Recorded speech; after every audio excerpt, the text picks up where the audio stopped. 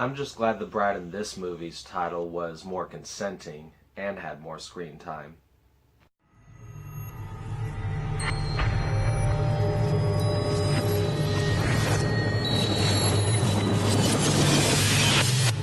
Audio Jungle.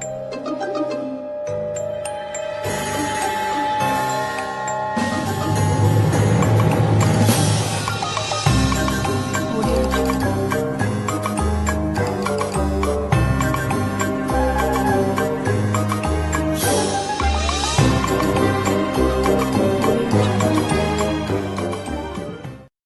Bride of Chucky follows the infamous killer doll as he goes on a road trip to uncover the heart of Damballa.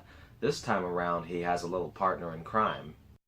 When it comes to this series of movies, I did mention the original Child's Play in my list of childhood trauma movies. It was number one because it terrified me as a kid, but nowadays I view the first three movies as guilty pleasures. I mean, it's kind of hard to take them seriously when you've got this little doll going after people. Someone who can be easily overpowered, especially when he's just spouting these silly one-liners all the time. I like how Bride of Chucky just embraces the silliness of the concept and goes into full-blown comedic territory without going overboard like Seed of Chucky. And really, all of the comedy in this movie comes from the two killer dolls, Chucky and Tiffany. I love the back and forth that they have with each other, as well as their interactions with the outside world.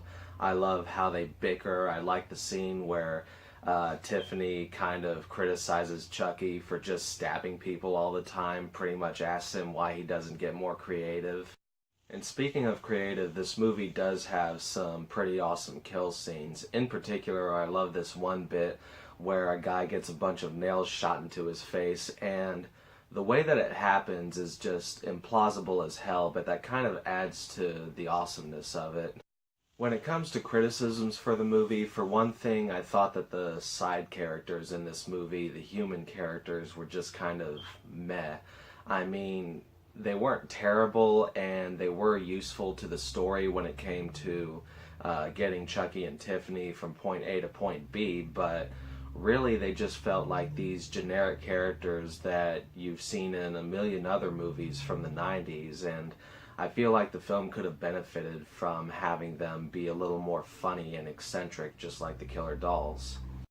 Also, the fact that Chucky suddenly needs the heart of Damballa to turn human again is sort of a big continuity error.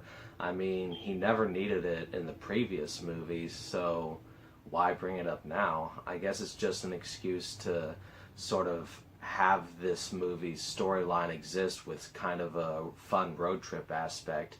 I mean, I heard that Cult of Chucky has fucked up the timeline as well, and audiences are responding fairly positively to that, so what the hell do I know? In the end, Bride of Chucky isn't what I would call a great film, but it is a fun watch, and if you're looking for a slasher film with an absurd premise that knows exactly how absurd it is, then this film does come recommended. And with that, I hope you all have a good one.